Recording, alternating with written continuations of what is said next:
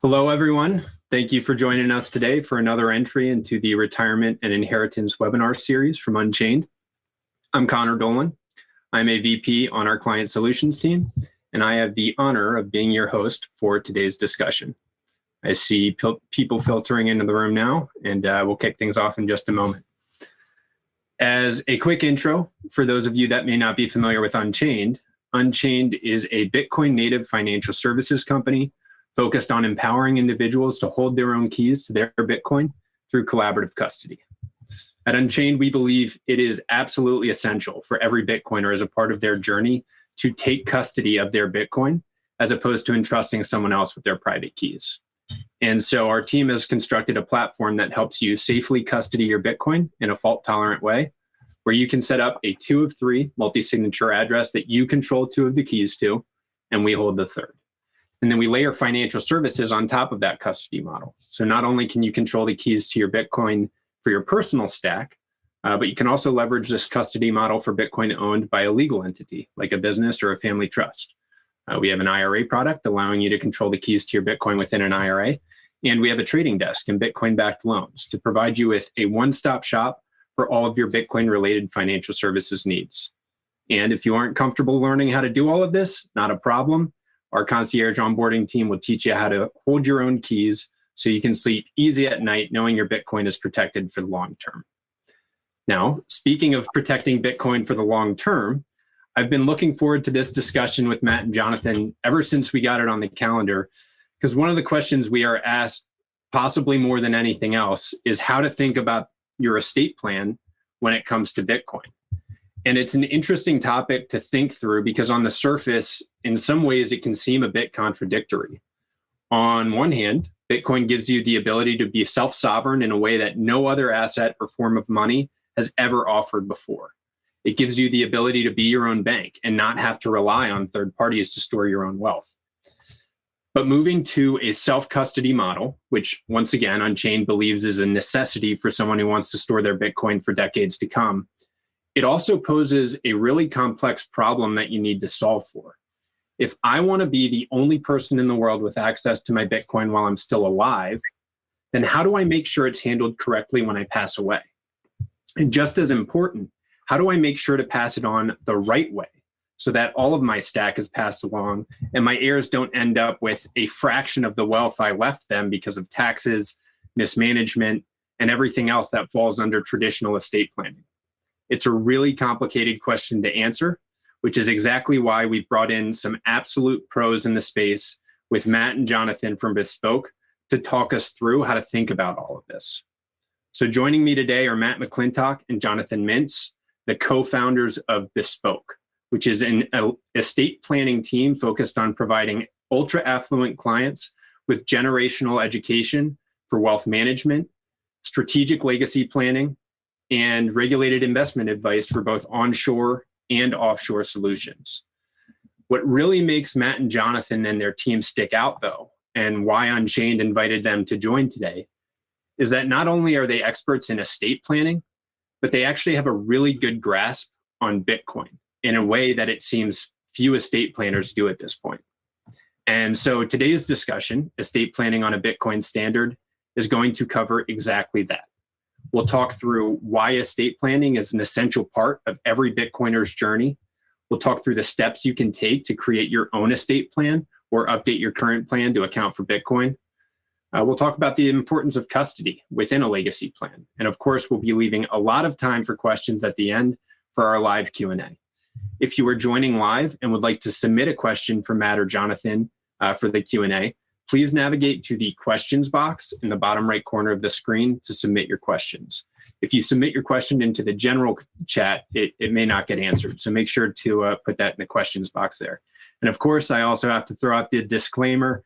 Everything in the discussion today is for educational purposes only. Nothing that we talk about today should be construed as tax or legal advice. Matt and Jonathan, thank you both so much for joining us today. We're really excited to have you here, and I think it's going to be an enlightening discussion. How are you guys doing? Doing great. Yeah, thanks for having us on here. Indeed. Thanks for having us, Connor. Yeah, absolutely. Thank you for being here. Well, we have a lot to cover today, and I imagine the questions box will be filling up here in no time for a Q&A at the end. So let's just jump right into it. Before we kick things off, I first want to give you guys an opportunity to introduce Bespoke, because I know that there is a lot that encompasses the services that you offer now, and I think it'll give a great foundation for everything that we're discussing today. Do you mind sharing how Bespoke came to be and what you all do? Sure. Yeah. I mean, so kind of at a broad level, Bespoke is a multifamily office that really leads first with the wealth and legacy structure. We think that what somebody owns, the assets that somebody owns, doesn't really even matter if we haven't first figured out how they're going to own those assets. Our background, especially with me and Jonathan, is in advanced legal strategy design with an emphasis on various trust structures and jurisdiction-focused planning. So Bespoke Group combines our experience in how to intelligently structure wealth with our experience in Bitcoin and in global investing. So we generally serve successful entrepreneurs and have a particular focus, as you mentioned, on Bitcoin and crypto asset wealth. It may be worth pointing out that Bespoke it was a natural outgrowth of the law practice that Jonathan and I have.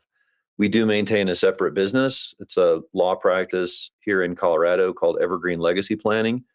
And it was within that law firm that we got introduced to our first Bitcoiner in 2017. This is a Bitcoiner with significant wealth even back then.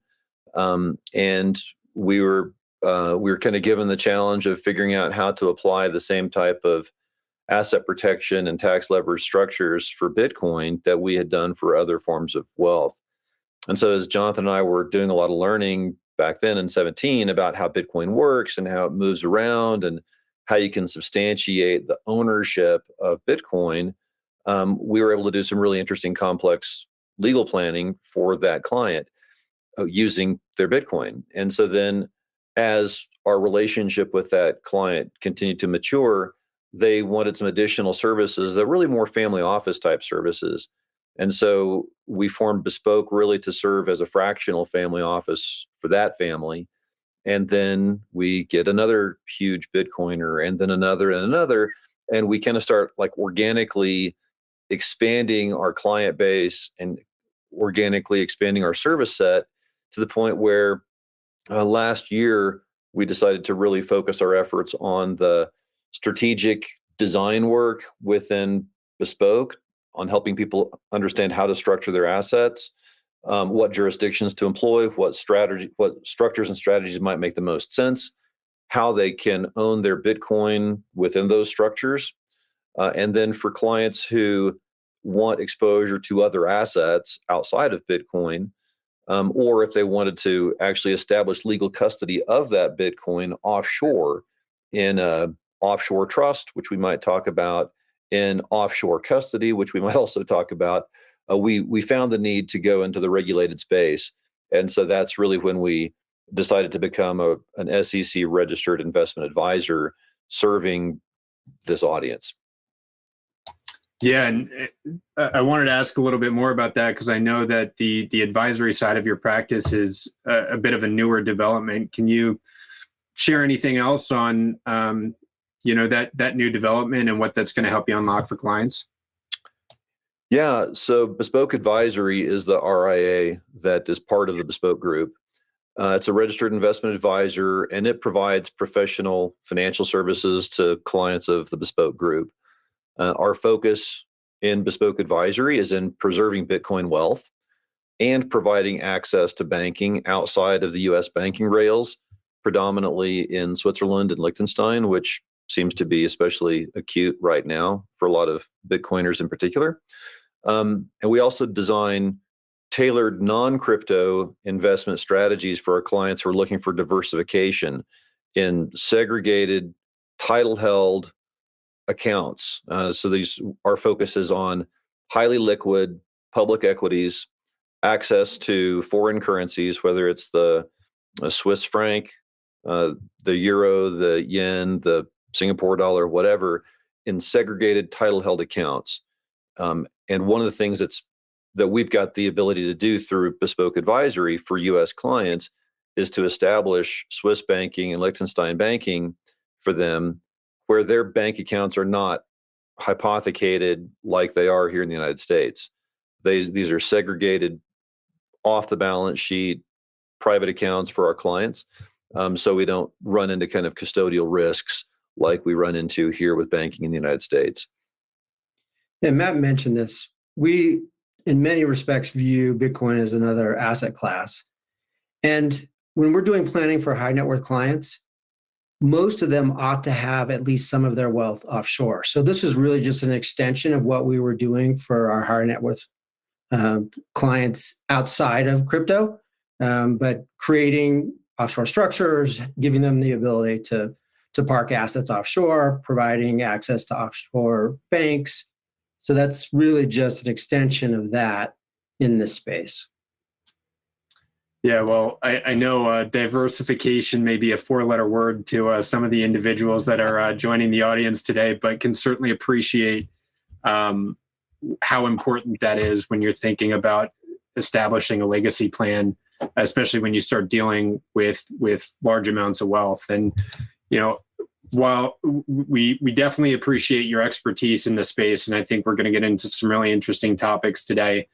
Just to be clear for the audience, while Bespoke specializes in working with ultra-affluent clients, our conversation today is really going to be focused on foundational principles for estate planning and something that every client should be thinking about, whether you're securing $5,000 worth of Bitcoin or $500 million worth of Bitcoin. That said, we will also get into some of the strategies that higher net worth clients should be thinking about as well. But certainly wanted to point that out. What we're talking about today is foundational for anyone who has any significant amount of assets in or of their wealth in Bitcoin. And so to just jump right into it, Matt and Jonathan, one of the topics I wanted to start with is simply why estate planning is so important. Working on the front lines at Unchained, I speak with a lot of different types of clients. And while most certainly value estate planning and want it and want to learn more, I've also run into quite a few people that are so passionate about Bitcoin and self-custody that their estate plan is essentially, I have my Bitcoin stack and I'm just going to give my private keys to my kids before I die. As two individuals who are yourselves passionate about Bitcoin and self-custody, why is this not an adequate solution? I think it's a really great question. It's a really important conversation too, because I think I've heard that perspective, and part of me is sympathetic to it. But the reality is, it's a very naive perspective. The first part of the naivete is that Bitcoin may be the most important thing you own. It's not the only thing you own, and so whether you have a house, whether you have fiat accounts, whether you have a vehicle, you have other assets unless you're living in a cardboard box and you've got 10,000 Bitcoin on a hardware device. You have other assets, and so I guess the fun fact is you already have an estate plan. It just may or may not be an estate plan that you designed for yourself. In their infinite wisdom, the legislatures of every state in the United States has created default rules that govern how your property is managed if you become incapacitated, and how your property is distributed once you die, and the process by which somebody gets to be appointed as your decision maker to make medical decisions if you can't make them for yourself, financial decisions if you can't make those decisions for yourself, and to manage your property after you die. So those decisions, there's already a pathway for those decisions to be made, but it is entirely non-sovereign. It's probably not the plan that you would choose for yourself.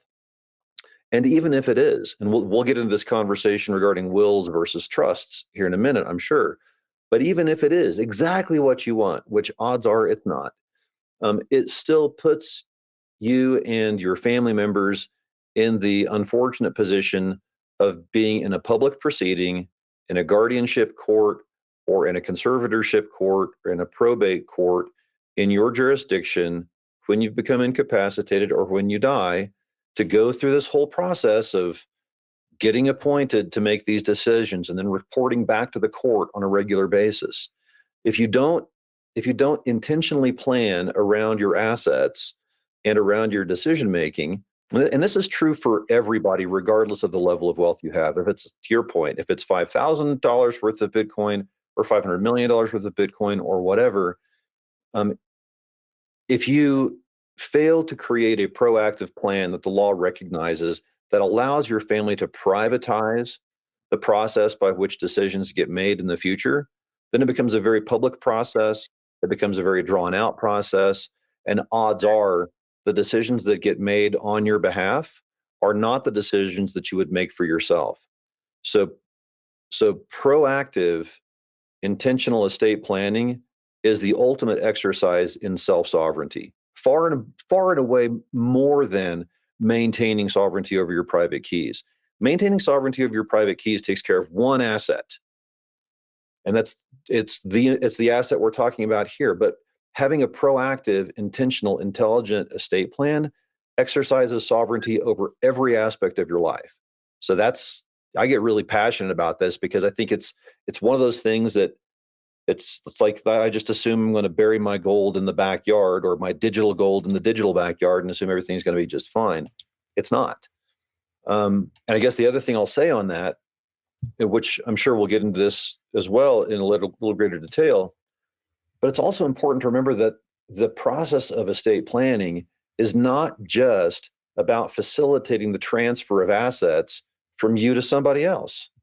There's values. There are values that need to attach to that as well. If Bitcoin does what Bitcoin has done and continues to work its way higher and higher in US dollar denominated value, and now we're talking about dumping significant wealth into the laps of our children, are they prepared for it? Are they prepared for the complexity that Bitcoin provides? Are they prepared for the free access to that wealth? What if they're in the middle of a business failure, the middle of a divorce proceeding, the middle of a terrible decision-making pattern of gambling addiction or drug addiction or whatever? If we're simply passing wealth on, and we don't attach meaning behind that wealth, we're really doing the people that we love the most a great disservice. We're not helping them become the best version of themselves, which is really what estate planning should be all about. And that's not limited to high net worth planning. I mean, if you think about it, folks that have a couple $100,000, that couple $100,000 could potentially have more significance because it could be lost a lot quicker and a lot easier than a family that has 10 or 20 or $100 million. So the value component is absolutely critical. Yeah. Well, and maybe it doesn't even need to be said, but the other aspect, we get that question sometimes on our end. It's like, no one plans on dying, right? You don't know when you're going to pass, and handing off the private keys to an individual or a group of individuals, even if they're technical, certainly doesn't guarantee that Bitcoin could be accessed at that time or lost at some point along the way. If the seed phrase isn't copied down properly or it gets put into the wrong hands, stuff like multi-signature custody can help support that by making no one key a single point of failure. But it's only one part of the equation. Obviously, the title side and the legal structures that you put in place is a super important part about making sure that not only is your Bitcoin passed along, but kind of as I brought up at the beginning, that all of your Bitcoin is passed along and it's not a fraction of it lost along the way, which I'm sure you all have seen a lot in your line of work, kind of some horror stories on how people that don't have estate plans set up accurately, a big portion of that wealth ends up not being passed on to the people who need it most. I think that's right. Another important element of estate planning is disability planning. It's not just about planning for death. So a good estate plan addresses disability planning because statistically, odds are we will become disabled for some period of time before we die. And so what happens to our stuff? How are we taken care of? Where are we taken care of? Who has access to our stuff? Those are critical questions, whether we're talking about Bitcoin or any other asset. Well, yeah, and to that point, life has a 100% mortality rate. So, I mean, we know it's going to happen at some point, whether it happens to us when we're in our 40s or 50s, or when it happens to us when we're in our 80s or 90s or beyond. And for a lot of our clients, and certainly for a lot of Unchained's clients, and certainly the listeners here, Bitcoin is one of the most, if not the most important asset to them. How can we treat it so cavalierly as just assuming that if we pass over the technical ability to access that wealth in the future, that's all we have to do? There are so many more decisions that need to get made along the process that this is meaningful wealth. It needs to be respected as such. Yeah, absolutely. Well, let's just jump right into it then. I'll kind of start with a pretty basic question, but I'm sure there's a lot to it. Let's say I am a blank slate. I want to start taking steps to establish my own estate plan. Where do I start? Yeah, so we are firm believers in revocable trusts. And there's this debate, and in some jurisdictions, there's a bigger debate than others about wills versus trusts. But Matt sort of alluded to this when he talked about probate, the process by which all of these things happen if you don't have a will. But what most people don't realize, you go through that exact same process even if you have a will. A will guarantees that you go through the probate process. And in some states, probate's less expensive than others. And in some states, probate doesn't take as long as in others. But there's one aspect of probate that is true across the country, and that is it is a public process. When you die, either without a will or with a will, someone has to prepare an inventory of what you owned, and that gets published in the probate court, and anyone can go through the files of the probate records and determine, oh, this person had X, this person had Y, this person had, in this case, how many tokens of Bitcoin. So that is a process that we believe very strongly should be avoided at all costs. Yeah, and so the probate court, if I'm understanding correctly, just to clarify for our listeners, when you pass away, the courts end up stepping in to kind of assess how those assets should be distributed. And a point I just wanted to point out was, that it's public information. And so for Bitcoiners who are typically very private, don't want any information out there, especially not their Bitcoin holdings, it sounds like that's something that we would want to avoid. And I guess, Jonathan, I might have cut you off here, but a revocable trust or an irrevocable trust would help with that process? Yeah, exactly. So what a revocable trust is. So probate is the process by which property is transferred from the decedent to the decedent's beneficiaries. And then, as Matt alluded, the personal representative is named. There's some other things that are happening, but it's that process. With a revocable trust, often referred to as a living trust, that transfer of title happens. Ideally, you create the trust and you immediately transfer whatever assets you can transfer to that trust. So that the trust, rather than the individual, is the legal owner of those assets. The trustee is the person or persons who control those assets. So with your typical revocable trust, the trust creator serves as the trustee. If it's a husband and wife, they often serve as joint trustees, but they control trust assets. That's critical because if I create a trust and I become disabled, my successor trustee steps in almost seamlessly and now can control trust assets. Anything that trust owns, that successor trustee can control. And so one addresses disability, which, as I said, statistically, we will all face at least some period of disability. But then it's also true for at our passing. The successor trustee or trustees almost seamlessly, there's some things that need to happen, but from a control perspective, almost seamlessly take control of trust assets. Yeah, I want to zero in on this a little bit too, because there's, in the context of a bearer asset, which is a technical term, which basically means there's no title to the property, like Bitcoin is a bearer asset. The question is going to become, so what's the big deal? If probate exists for the purpose of moving property from a dead person to a living person, if there's no title, why do I care?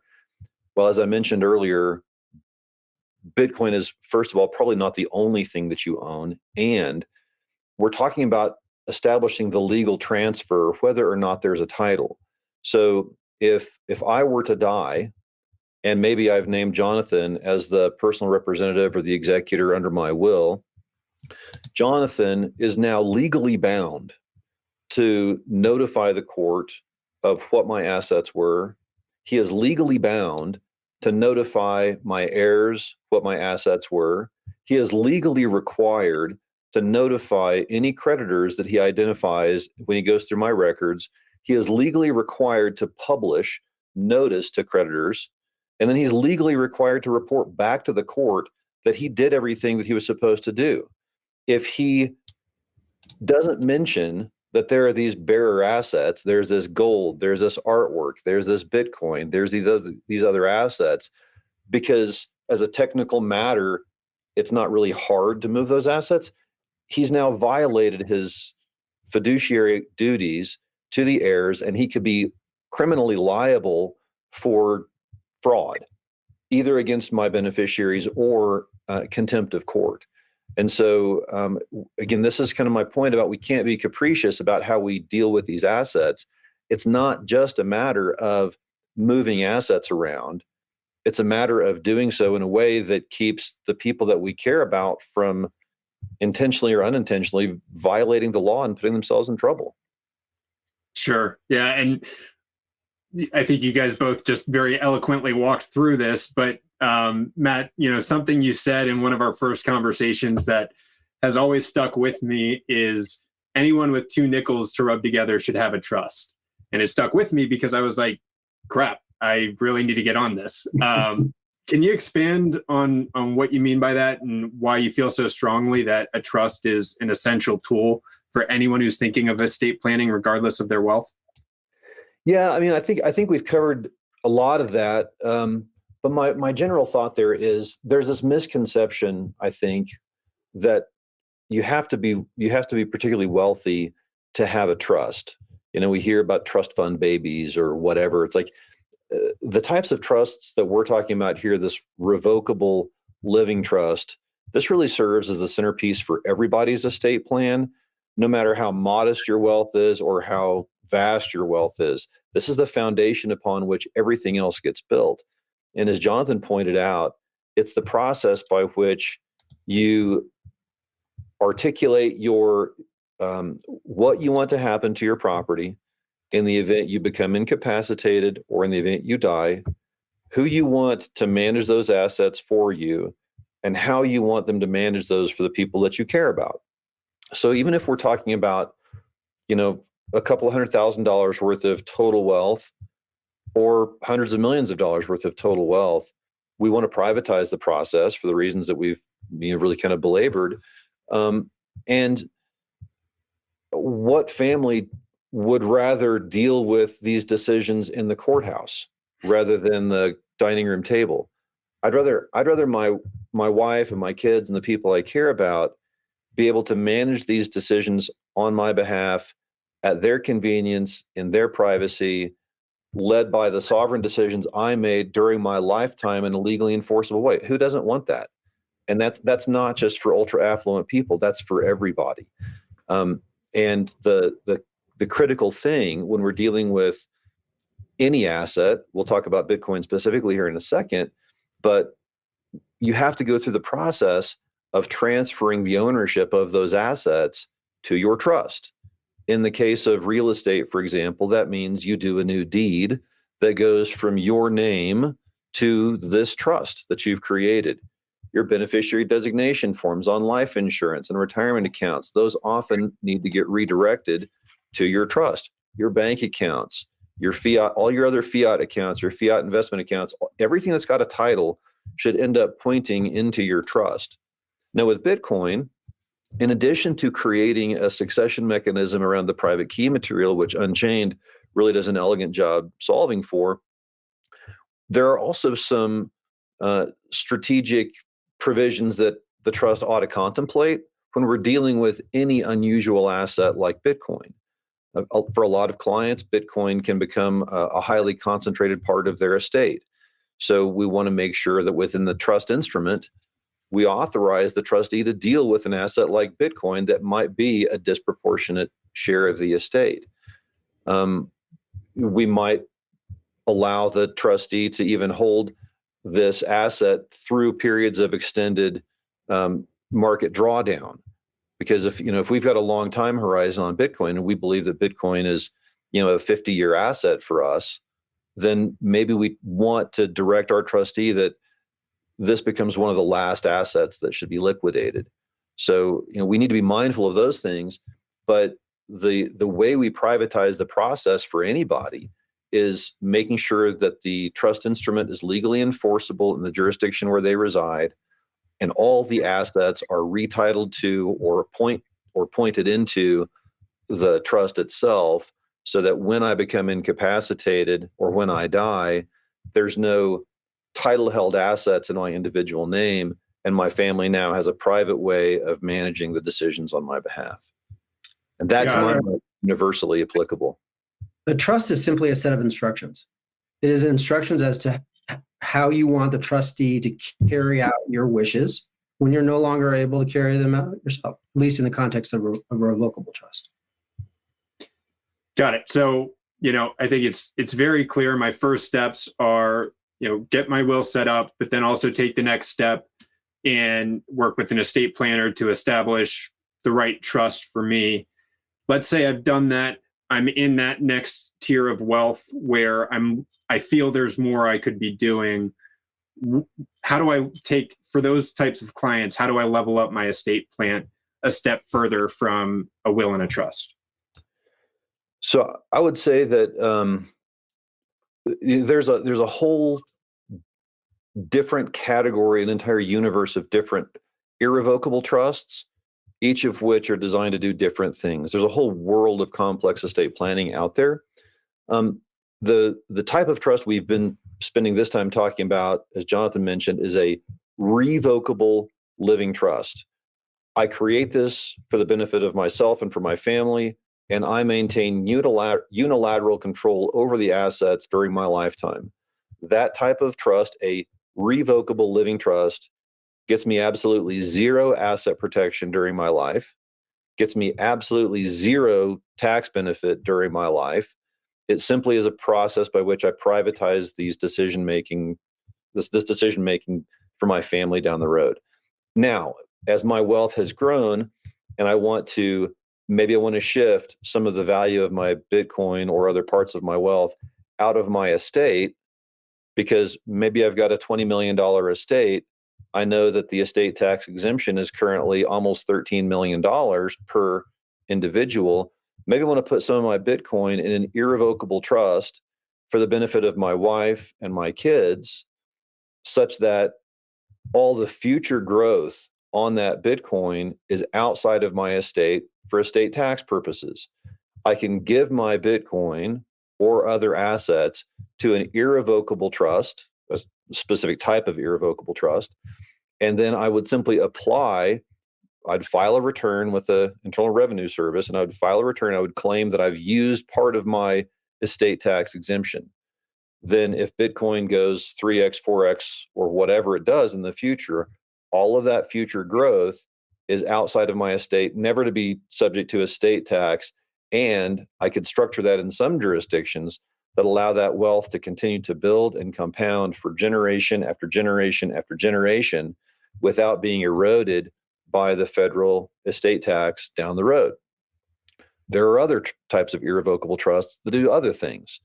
Some of them are state level income tax plays. Some of them are charitable trusts. Some of them are designed for enhanced asset protection, either for myself or for other members of my family. So there's a whole universe of much more complex irrevocable trust structures. But I guess the upshot of this is, in a revocable trust, I can maintain unilateral decision-making and control over every facet of that trust. In an irrevocable trust, I have to be willing to sever part of my control over those assets inside the trust. I can no longer maintain unilateral control over the asset or unilateral free enjoyment over the assets. I have to create a relationship with my property such that I no longer control it. That's super helpful, incredibly informative. And I wrote down here, when I get to that point, reach out to Bespoke. So one aspect I found really interesting when we were last speaking was your guys' perspective on the role of custody within an estate plan. That really hit home for me because obviously at Unchained, holding your own private keys to your Bitcoin is the foundation for everything that we do. Could you just quickly walk through the difference between title and possession? And as a follow-up to that, the significance of that possession component within the context of estate planning?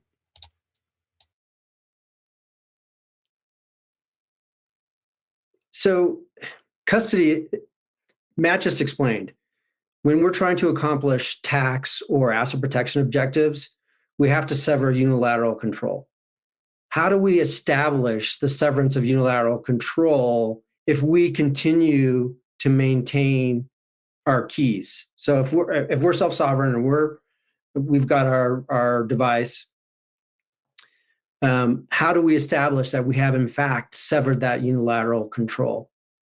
We believe that in the case of advanced planning with either tax or asset protection, that the use of a custodian makes the most sense because we can clearly establish that severance. The accounts are owned in the name of the trust, and so it is a trust-owned asset. It is trusteed. Typically, an irrevocable trust has to have a third-party trustee. You cannot serve as your own trustee and accomplish tax and or asset protection objectives. So we have a third-party trustee. Oftentimes, that may be a corporate trustee. But the use of custody and critically, an account that is owned in the name of the trust is what establishes the severance of that unilateral control. Yeah, I think from my perspective, I almost part of me wants to kind of reframe this even from the kind of to this distinction between ownership and enjoyment. So as Jonathan's talking about, if we want to say that the terms of this trust are going to govern my relationship with this asset for tax purposes, asset protection purposes, or whatever, we have to substantiate the ownership of the asset inside that structure.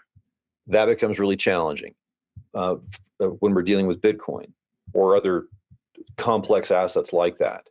Gold is somewhat similar.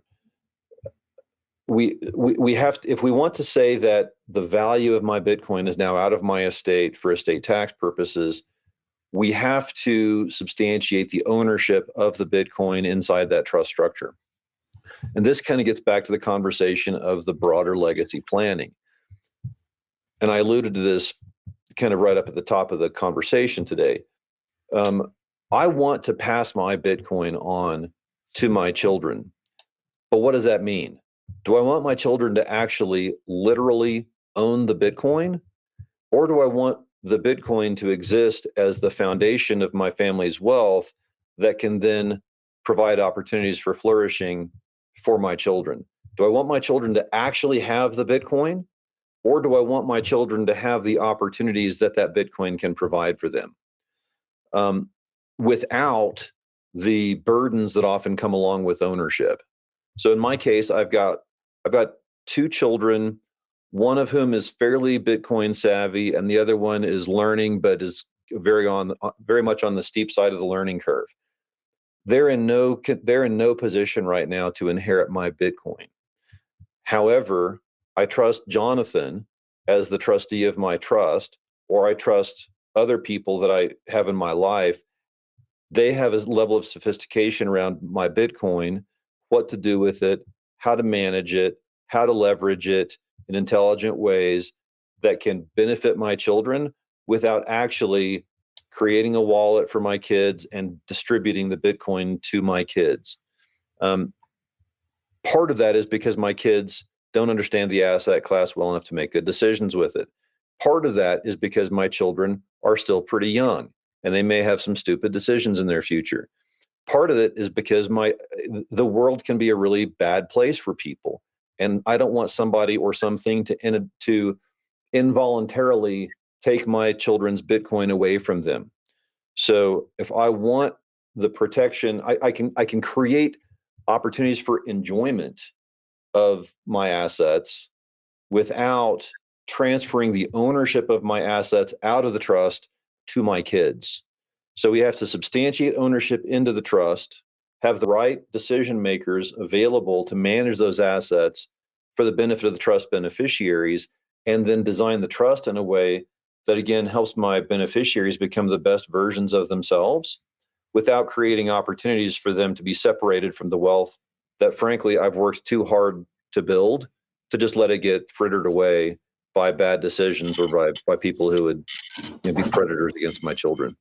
Connor, and this is critically important because a lot of people think, oh, my kids are good kids. I'm not too concerned about creditors. The reality for most of us, so I also have 2 daughters, statistically, at least one of my daughters will get divorced. And that former son-in-law of mine will now be a potential creditor of my daughter.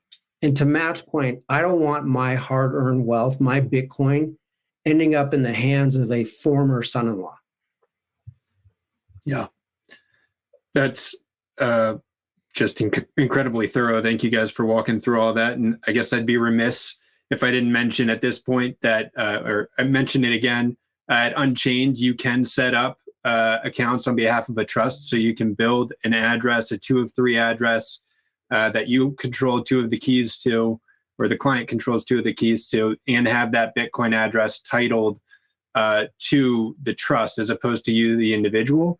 And because of that collaborative custody model and the distribution of keys, you have a lot of flexibility in terms of how you're thinking about that actual custody of the asset and who is holding the key, so that the right person or the wrong person has access to the keys or doesn't have access to the keys, depending on really how your estate planner is recommending you set all of that up. I see a ton of questions in the box here, so I'm really excited to get into the Q&A.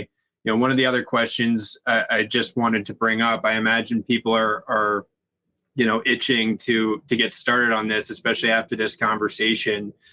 You know, from my understanding, there's certain aspects of estate planning that can be more on a state-by-state basis, and then there's other aspects that may be applied more across the entire country. I guess for the individuals on this call or watching on YouTube, what are the steps that they should take to identify, an estate planner for them? Well, I think I'll preface this by saying that for clients who are good fits for Bespoke, we can generally work with people regardless of where they are. The majority of, we've got clients that are truly all over the country and around the world. So if our services are a good fit, we can usually help people regardless of where they are. If for some reason we're unable to help somebody, we know lots and lots of people. We can often help connect them to a planner in their area or with a different level of expertise that may be appropriate for them. And just kind of broadly, without having to come through us or anything else, if you're just interviewing estate planning professionals in your area, I think that there are some considerations. One, I would ask them, how do they view planning? Do they see it as a simple transaction, just sign these forms and you're done? Or do they see it as a relationship that kind of evolves over time? I think that estate planning is, any pass at estate planning is a snapshot of a moment in time, and we could design a strategy that is right for you today, but it may not be right for you 5 years from now or 10 years from now, or as life changes down the road. So you should work with somebody who takes the long view to the relationship, as opposed to just a single transaction. I think estate planning is one of those practice areas that is often done well when structured as a fixed fee engagement as opposed to hourly. You should have a very clear idea of what your all-in cost is going to be before you're committed to doing anything. I think the other thing I would say is, do they focus on estate planning, or is estate planning one of a number of things that they do? Do they also do mergers and acquisitions, or business litigation, or family law, or DUIs, or whatever? And by the way, I can do your will. Or have they dedicated their careers to estate planning?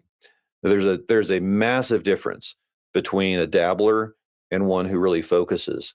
And I think the last thing I would emphasize is, do they dwell only on the quantitative aspects of planning, the tax-oriented things and kind of the more mechanical steps?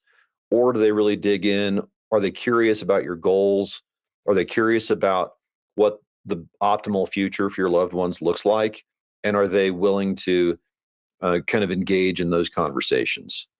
And critically, do they understand Bitcoin? Do they understand the nuances of dealing with this novel asset class? Yeah, well, I see it. I mean, that's I think a great way to kind of wrap things up. I have another like 5 to 10 questions on my list here, but I know we're coming up on time, and there are a ton of questions in the queue. Great to see that activity. Matt and Jonathan, I think you guys have done a phenomenal job in demonstrating your expertise in this space, and I imagine we may have some individuals in the audience that are interested in learning more specifically about Bespoke and the services that you all offer.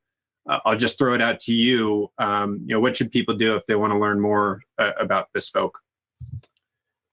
Well, they can certainly check our website, bespokegroup.io. And if they wanted to reach us directly, they could just send a quick email to info@bespokegroup.io. And I mean, of course, if they're also a client of Unchained, through your white glove service, would certainly be able to help prioritize any client that comes in with, because of our relationship with the team at Unchained. Fantastic. We'll make sure to include the information in the chat here as well in regards to the website, bespokegroup.io. You can also follow them on Twitter at bespokegroupco, I believe. And Matt has a Twitter as well. Jonathan's, anonymous and probably doing it the right way and doesn't have that time suck. But thank you guys so much for your time and experience today. I learned a ton just sitting in on the conversation, and I'm sure the audience feels the same way. We have reached the end of the agenda portion of today's discussion. I think if you were playing a drinking game where you took a shot for every time I said estate planning, you might be in a world of hurt right now. For everyone who is joining live, please hang around for just a moment here. We'll jump right into the Q&A. For everyone else, thank you all so much for your time today. If you have any questions about Unchained's platform, please reach out to help@unchained.com. You can also visit unchained.com and just click the button at the top that says schedule a consultation for a free discussion with a member of our team. Really appreciate the interest in our platform. Matt, Jonathan, thank you guys so much for giving us your time today and sharing with us your wealth of knowledge. Hope everyone has a great day, and we'll jump into Q&A in just a moment here. Thanks, everyone.